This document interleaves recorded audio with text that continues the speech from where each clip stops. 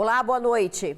Um adolescente foi morto durante uma ação da PM na Serra. A operação aconteceu no bairro Limoeiro, Jardim Limoeiro. O irmão do rapaz também foi baleado e está no hospital. Os moradores afirmam que os dois estavam desarmados.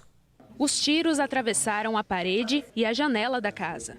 Várias cápsulas foram encontradas no local e muito sangue espalhado pelo quarto, sala e laje do imóvel. 2 jovens foram baleados pela polícia militar.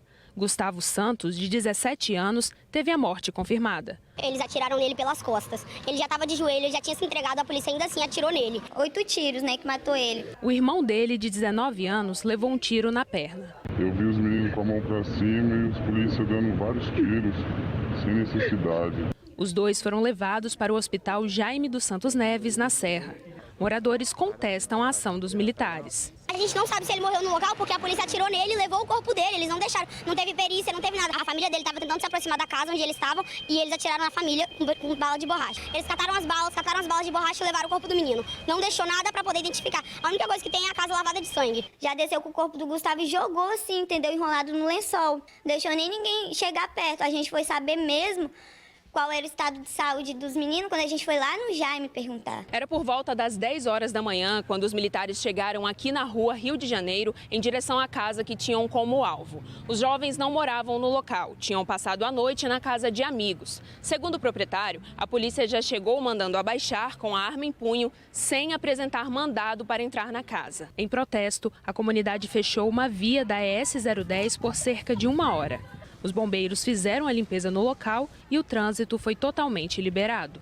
Matou um menino de 17 anos e vai ficar como? Vai ficar por isso mesmo, né? Quem está sofrendo agora é a gente, que é a família. E durante o protesto, um ônibus do Transcol quase foi incendiado. O coletivo seguia pela rodovia S060 na mesma região. As chamas só não destruíram o veículo porque o motorista conseguiu apagar o fogo. Os bombeiros foram acionados, o incêndio foi totalmente controlado e o ônibus foi recolhido e levado para a garagem. O comandante-geral da PM falou sobre essa ação. Vamos ver. Foi recebida a tiros por 8 indivíduos armados. Um deles, inclusive, com passagem por tráfico de drogas, posse ilegal de armas e munições. Um foi baleado na perna e levado para o hospital, o que demonstra claramente o socorro imediato da nossa tropa. Só que infelizmente, por ter atirado os nossos policiais militares, foi baleado e foi morto. Vale ressaltar que eles estavam de posse de 2 pistolas, uma 380 e uma 9mm, inclusive com o carregador vazio, significa que eles atiraram intensamente contra os nossos policiais militares. Diante de um criminoso alvejado, a nossa primeira medida é o socorro imediato, e aí o hospital mais próximo era o Jaime, para que o indivíduo pudesse ser socorrido e prestada assistência médica no sentido de salvar a vida dele. Que foi morto, tem várias passagens pela polícia pelo crime de tráfico de drogas, posse irregular de munições e arma de fogo.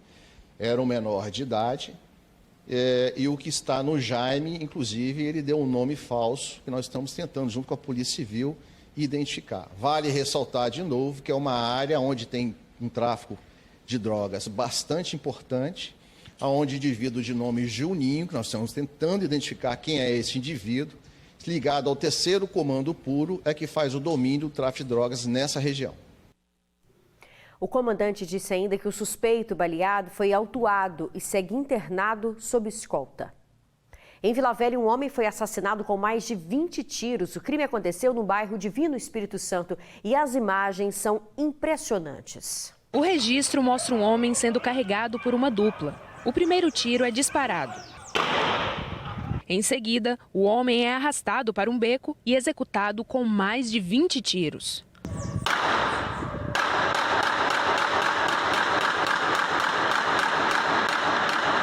O crime aconteceu por volta das 9h50 da manhã desta segunda-feira no bairro Divino Espírito Santo, em Vila Velha.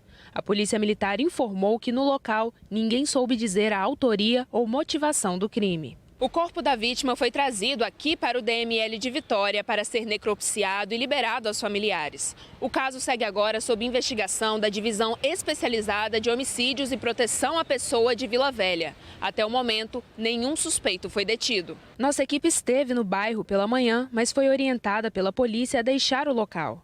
A região é considerada perigosa devido à atuação do tráfico de drogas. Olha, até o momento, nenhum suspeito foi preso. E a Polícia Militar divulgou agora há pouco um balanço das ações realizadas durante o feriadão. Vamos ver. Nós fizemos a abordagem a 9.418 pessoas em via pública, abordamos 3.045 veículos e também fizemos abordagem a 137 veículos de aplicativos. Prendemos 276 pessoas em flagrante delito, foram cumpridos 18 mandados de prisão, esses indivíduos foram direto para a delegacia e depois para o sistema prisional, e apreendemos 2.063 unidades entorpecentes. Foram apreendidas 15 armas de fogo, 169 munições, um simulacro, aplicados 732 autos de infração nas rodovias estaduais, sendo que 9 indivíduos foram presos por estarem dirigindo alcoolizados, 4 veículos foram recuperados. Então, para uma operação que visava levar a sociedade capixaba visibilidade e segurança, principalmente através das abordagens, pontos de bloqueio, saturação em áreas com grande movimento de pessoas e veículos, nós consideramos um sucesso a Operação Independência. Tragédia no sul do estado. Um idoso morreu após cair do 4º andar de um prédio em Cachoeiro de Itapemirim. Valdecir Bose, de 65 anos, trabalhava na pintura do imóvel. Ele não usava equipamentos de segurança e caiu ao encostar em uma mureta que cedeu. Testemunhas contaram que o prédio é antigo. O SAMU foi acionado, mas o idoso já estava morto. O acidente é investigado pela Polícia Civil. A seguir, vigilante leva marteladas na cabeça em Cariacica, um instante só. 2 mulheres foram mortas neste fim de semana e os companheiros são os suspeitos. Em Linhares, a Andréia Cristina da Silva foi encontrada morta a facadas dentro da própria casa. A vítima tinha 48 anos, o corpo estava no sofá. Ela tinha uma medida protetiva contra o marido e ele foi preso. Ao chegar em casa, a polícia encontrou o suspeito no local. Ele foi autuado em flagrante e encaminhado ao presídio. Em Cachoeiro, a vítima foi Fabiane Riso de Jesus, também de 48 anos. Ela foi surpreendida quando chegava da feira. Estava sozinha, foi golpeada várias vezes. O suspeito fugiu, os vizinhos acionaram o socorro e testemunhas afirmam que o ex-marido é o suspeito. Eles estavam separados há 3 meses. Quem tiver informações dele pode repassar à polícia através do 181. E um vigilante foi brutalmente espancado em Cariacica. Ele levou marteladas na cabeça, choque elétrico e foi ameaçado de ser queimado vivo. Foi após um encontro com uma adolescente. Martelada na cabeça, no braço e nas pernas. Foram algumas das agressões sofridas por esse vigilante de 59 anos. Quando ele chegou em casa no bairro Vila Palestina, em Cariacica, estava acompanhado de uma jovem de 16 anos. Já na chegada à casa, ele pressentiu algo errado na atitude da garota. Quando eu fui entrar, ela entrou atrás de mim. Aí ela pegou, eu falei, não, tem que fechar o portão. Não, deixa que eu fecho. Eu fiquei lá, subi a escada. Quando eu estava no banheiro, quando eu saí, eu me surpreendi com o cara já me agarrando. Me deram um monte de martelada. Eram 6, mas tinha uma mulher no meio. De 5h30 da tarde de domingo até as 8 horas da noite. Ele passou por vários tipos de tortura, tudo dentro desse quarto. Ele me deu 2 chutão nas costas, isso aqui que me arrebentou. Eu não estava vendo nada, eu estava vendo a hora que ele me desse uma barretada. Aí ele foi, cortou o fio do ventilador, ligou lá e me deu choque. Mas não terminou por aí. Ele ainda foi furado com essas facas que ficaram pela casa. Com a máquina de barbear, teve parte do cabelo raspado. E ainda foi ameaçado de ser queimado vivo. O dinheiro que tinha no banco foi levado. E o pior, a suspeita maior é que a invasão tenha sido premeditada pela adolescente com quem ele estava. E suspeitas não faltam. Além de não ter sido ferida ou agredida pelo bando, ela sumiu e até agora não apareceu. O vigilante conhecia a família dela, para quem até emprestou dinheiro. O celular meu tem as fotos todinhas que ela comprou. Os material, aí ela falou assim, por que você emprestou dinheiro para minha irmã e não pode emprestar para mim? Eu sei que você tem dinheiro. O vigilante ainda passou por um outro transtorno, como se ainda fosse possível, né? Ele teve a chave do carro dele levada pelo bando e por orientação da polícia precisou fazer isso aqui, ó, esvaziar todos os pneus para impedir que também o carro fosse levado pelo bando. Machucado, ferido, contou que logo que saiu do quarto nem sabia onde estava. Ele já prestou queixa do que passou e agora a polícia vai buscar dados para a identificação dos autores e o paradeiro, inclusive da jovem com quem o vigilante estava. Denúncia sobre a gangue, ligue para o 181. Agora olha só como é que ficou essa casa. Gente, todo esse estrago foi provocado por uma batida de carro. O veículo teria perdido o freio.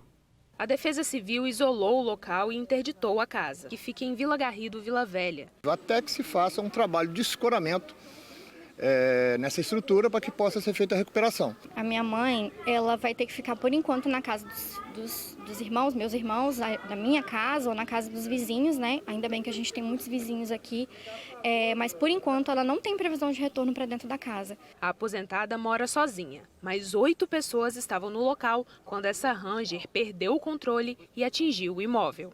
Só escutei o barulho e pedra, porque as pedras foram para dentro de casa, vidro dentro de casa. Quem viu a cena contou que o carro descia essa ladeira em alta velocidade. O motorista confirmou à família que estava sem freio. Depois de perder o controle, ele bateu nesses trilhos de proteção, o que reduziu um pouco a velocidade. Mas foi inevitável acertar a casa em cheio e o carro só parou quando rodou a pista. Além do estrago na casa, o carro da filha de Aparecida ficou com alguns arranhões. Apesar do susto, ninguém se feriu. Mas a família contou que o pior poderia ter acontecido. Um dos filhos estava na varanda segundos antes, com uma criança de colo. Ele estava na porta, né, próximo à varanda. Quando ele viu que o carro estava fora do normal, né, que naquela velocidade não deveria estar descendo, ele saiu de perto da rua, né, que na varanda dá para a rua.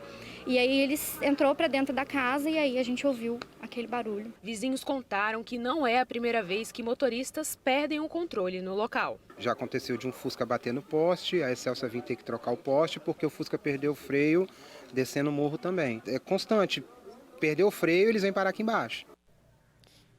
Que estrago, hein?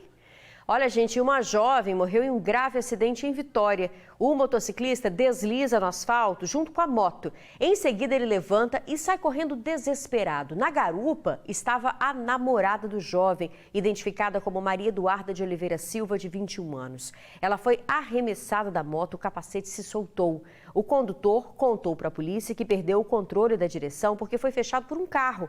O acidente foi ontem à noite em Jucutuquara. E o feriadão de 7 de setembro também foi violento nas rodovias, viu? 5 pessoas morreram e 23 ficaram feridas. No mesmo período do ano passado, foram 21 acidentes e uma morte. Ao todo, 25 vítimas com ferimentos. No próximo bloco, tem chance para negociar dívidas na Semana do Consumidor. E os capixabas terão reforço na saúde com profissionais do Mais Médicos. É já já.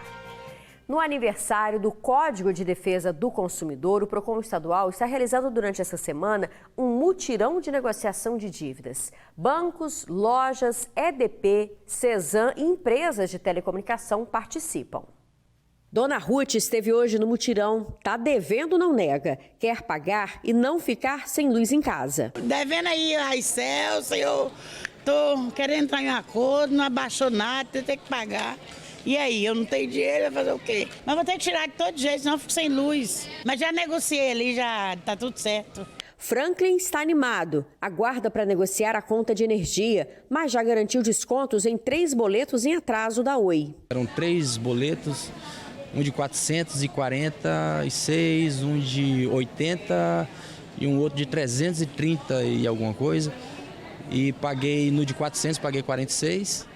O de 300 paguei 33 e o de 80 não consegui baixar, mas tá ótimo. Fiz o pagamento todo já. Os dois procuraram atendimento no PROCON da Serra. Por dia são distribuídas 40 senhas por empresa. No total, 18 empresas. Hoje, somente pela manhã, 180 pessoas estiveram correndo atrás de aliviar o bolso e a preocupação na cabeça.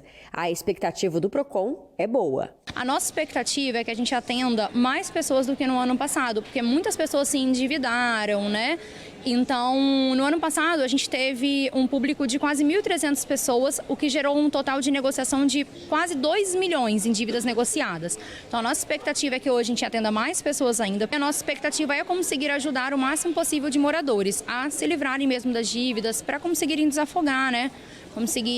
muitas pessoas precisam empreender, precisam estar com crédito, com nome limpo. Hoje nós tivemos 2 casos assim que foram bem emblemáticos de negociação de dívidas com bancos.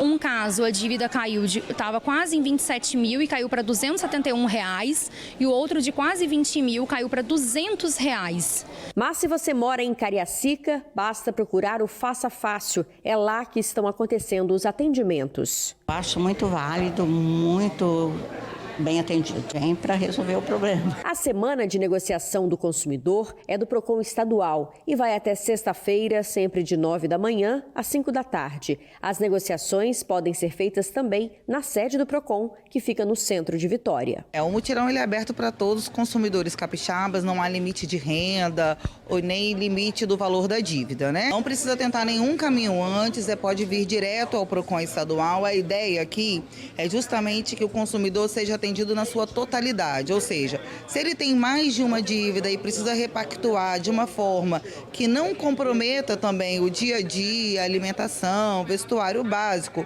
de cada consumidor, então o Procon faz esse trabalho para que a gente possa então repactuar essas dívidas e não deixar o consumidor também numa situação muito difícil. Olha, você pode agendar também os atendimentos no site agenda.es.gov.br para quem for fazer a negociação em Vitória. Para quem for agendar em Cariacica, o site é do Faça Fácil. No site você não digita o C cedilha, tá? Então é façafácil.es.gov.br. A ministra da Saúde, Nízia Trindade, esteve hoje aqui no Espírito Santo lançando o novo programa Mais Médicos. O estado vai receber 200 profissionais que vão atuar em mais de 50 municípios. Serra é onde mais vai ter reforço.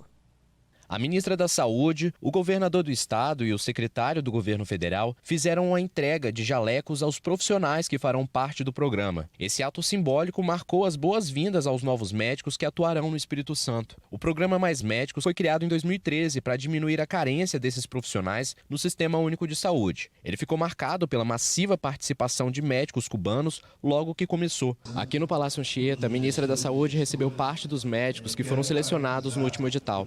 Ele marca o retorno do programa após ter sido interrompido em 2019. Ao todo, o Espírito Santo vai receber mais de 202 médicos até o final do ano, que vão atuar em mais de 50 municípios, com destaque para a Serra, que solicitou o maior quantitativo. Durante a sua passagem pelo estado, Nízia Trindade falou da importância do retorno do Mais Médicos. Representa levar uma atenção de saúde a partir do médico, mas junto com as equipes de saúde da família, com outros profissionais, para quem mais precisa desse atendimento. Então, é promover, eu diria, dignidade na atenção, né? Levar o médico para essas regiões, que é um desafio num país tão desigual quanto o nosso. É uma estratégia que tem como fundamento a educação. A questão da carreira é um grande desafio que nós já estamos discutindo, né? Carreira no âmbito do Sistema Único de Saúde, no âmbito da atenção primária. Mas é uma experiência, pelos vários relatos que nós recebemos, valiosíssima do ponto de vista da carreira dos médicos, sim, pela formação, pelo contato com a realidade do nosso país que esse profissional vai ter e com o aprendizado que essas situações acarretam. A grande maioria dos médicos selecionados para o Estado do Espírito Santo são formados no Brasil ou já revalidados. No entanto, também temos profissionais com autorização para exercício da medicina em outros países que ainda não revalidaram, que também participam do programa. O governo do presidente Lula criou uma atualização do programa Mais Médicos com benefícios para quem ficar 4 anos, que receberá um bônus, uma indenização para a permanência que pode variar de 70 até 490 mil reais, como também o mestrado profissional, a especialização e estímulos a uma formação mais sólida na área da medicina da família e comunidade. Então nós, com essas atualizações, tivemos uma ampla adesão de profissionais formados no Brasil, especialmente ainda incrementando a capacidade de recrutamento no litoral e no sudeste. Ainda persistimos com dificuldades de recrutar profissionais com registro no Brasil para áreas indígenas, para territórios mais remotos do país, e consideramos que o recrutamento de profissionais médicos com registro no exterior continua sendo necessário para o nosso país. Isso é um credenciamento. Depende também do município aceitar, se inscrever, e depende da disponibilidade de médicos. Neste momento são um pouco mais de 200 médicos que estão à disposição para serem contratados pelo governo federal, serem colocados à disposição dos municípios. Isso, na verdade, tem um desconto também no recurso que vem aos municípios através do repasse do governo federal. Então, depende de interesse do município. Se tiver interesse, tem condições de contratar. Seja 1 ou 2 ou 3 ou mais, a Serra é o município que mais vai contratar médicos do mais médicos. Então, isso é um fortalecimento da atenção primária. Isabela Mesquita é médica e atua pelo programa no município de Cariacica. Eu já estou nesse projeto desde 2018 como médica da atenção básica e nós, como atenção básica, somos a porta de entrada para o SUS. Não somos a porta de entrada, mas também somos quem recebe o paciente que vem lá da rede terciária, dos hospitais, pós-infarto, para o cuidado. Então, quando você amplia a quantidade de profissionais na atenção básica, a gente consegue garantir ao nosso paciente uma saúde de qualidade. É isso aí, o TN2 fica por aqui. Muito obrigada pela sua companhia, uma boa noite e até amanhã.